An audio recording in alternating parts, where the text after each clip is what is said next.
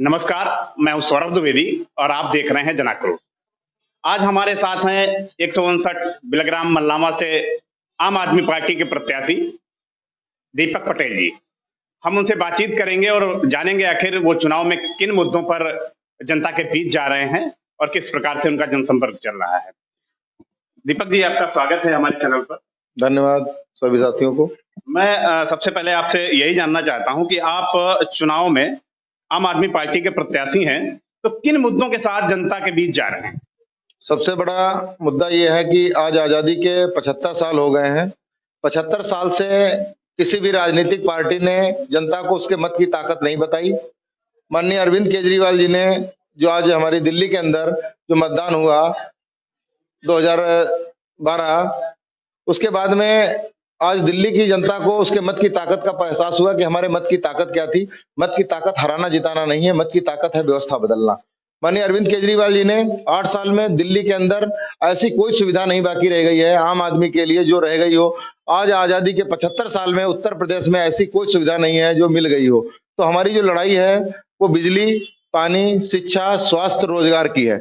आज हमारा युवा भटक रहा है रोजगार के लिए। किसान रात भर जो है दिन भर काम करता है, रात भर खेतों की रखवाली करता है। ऐसी अव्यवस्थाएं फैली हुई हैं। इसके साथ साथ में हम लोगों ने बिजली की गारंटी दी। अरविंद केजरीवाल जी ने कहा कि हम 300 यूनिट बिजली फ्री देंगे, किसानों को मुफ्त बिजली देंगे, बेरोजगारों को रोजगार 10 लाख पर वर्ष, और रोजगार नहीं मिलता है तो 5,000 रुपए बेरोजगारी भत्ता देंगे। महिलाओं को भी अरविंद केजरीवाल ने गारंटी दी है कि हमारी माताएं बहनें सभी जो है अपनी जरूरतों के लिए अपने गार्जियनों के पास हाथ फैलाना पड़ता है तो उनको हाथ ना फैलाना पड़े, इसके लिए उनको भी 1,000 रुपए प्रति महीने जो है महिला सशक्तिकरण के लिए दिया जाएगा।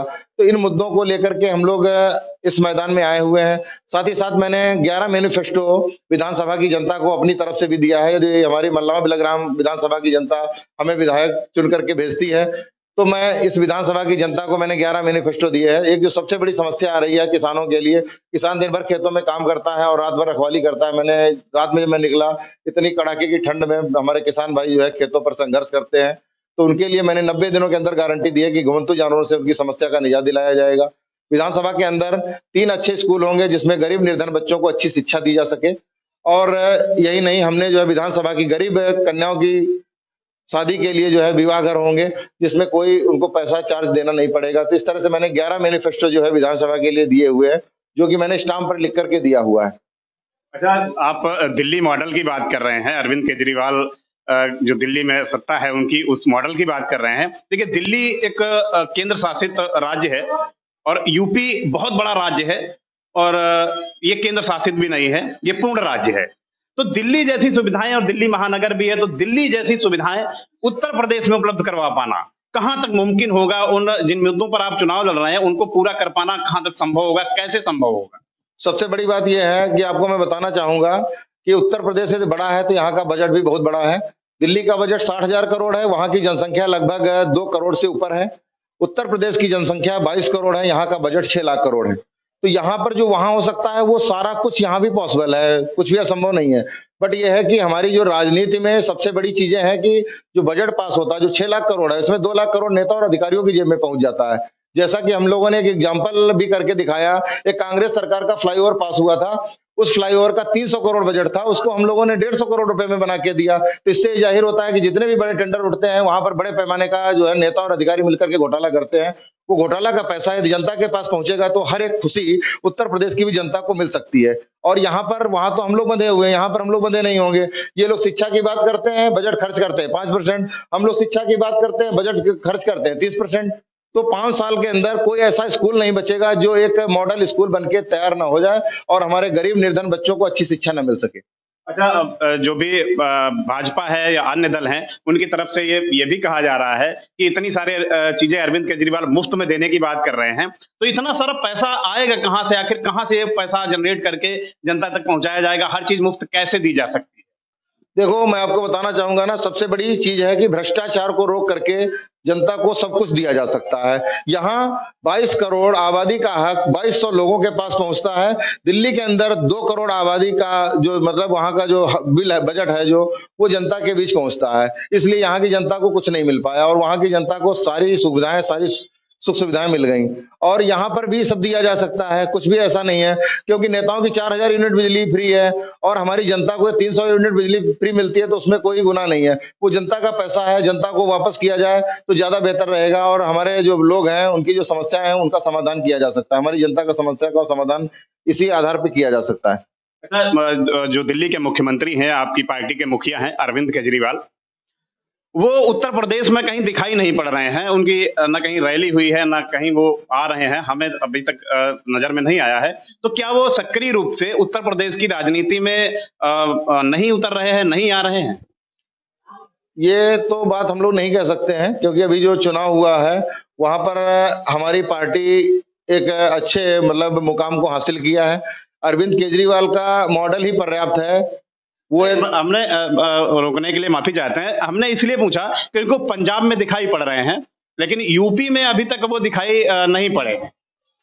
उत्तर प्रदेश में उन्होंने भी लखनऊ में तो प्रोग्राम दिया था। केजरीवाल जी ने लखनऊ आए हुए थे, उन्होंने रैली भी की थी, वो भी ऐतिहासिक रैली हुई और मुझे आशा है कि वो हमारी बिलग्राम मल्लावा विधानसभा में भी आएंगे। जो आम आदमी पार्टी है वो उत्तर प्रदेश में कितनी सीटों पर चुनाव लड़ रही है? लगभग सभी सीटों पर हमारे प्रत्याशी हैं। सभी सीटों पर आपके प्रत्याशी हैं और किस प्रकार से जनता का सहयोग मिल रहा है? और जो जनता है, क्योंकि हम इसलिए ये आपसे प्रश्न पूछ रहे हैं, उत्तर प्रदेश में अभी तक आम आदमी पार्टी ने कोई विधानसभा का चुनाव नहीं लड़ा है। लोकसभा के चुनाव लड़े हैं, लेकिन वो भी इतने बड़े पैमाने पर चुनाव नहीं लड़ रहे हैं जिस प्रकार से पूरे यूपी में आप कह रहे हैं चुनाव लड़ रही है। तो इसको, ये बहुत बड़ा प्रदेश है, इसको संभालना आम आदमी पार्टी के लिए किस तरह से संभव होगा? कैसे वो इसको पार कर पाएंगे? क्योंकि यहाँ भाजपा जैसी पार्टी है जो पूर्ण बहुमत में, बहुत भारी बहुमत से सत्ता में है, उसके बाद सपा बसपा है, तो इनका जो एक वोट बैंक है बना हुआ है पहले से इन पार्टियों का। तो आम आदमी पार्टी किस प्रकार से अपने वोट बैंक को बनाने का प्रयास करेगी या लोगों को अपनी ओर आकर्षित करने का प्रयास कर रही है? मेरा तो वोट बैंक नहीं है क्योंकि मैंने आम आदमी पार्टी ने जनता को वोट बैंक नहीं बनाया है। बाकी बसपा सपा भाजपा सभी पार्टियों ने जनता को वोट बैंक बनाया है और वोट बैंक ही जनता बन के रह गई है।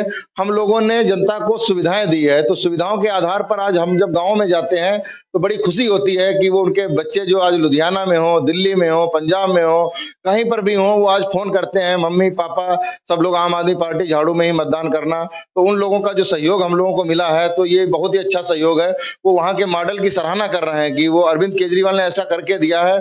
और हम लोगों ने जो दिल्ली में चुनाव लड़ा, पहला चुनाव, वो 3 महीने में पार्टी बना के हम लोगों ने सरकार बनाई। वो सिर्फ हमारा 12 मैनिफेस्टो मतलब जो पार्टी ने मैनिफेस्टो दिए थे उस पर हम लोगों ने चुनाव लड़ा और चुनाव जीता गया। और वो जीत अरविंद केजरीवाल की नहीं, वहां की जनता की जीत हुई।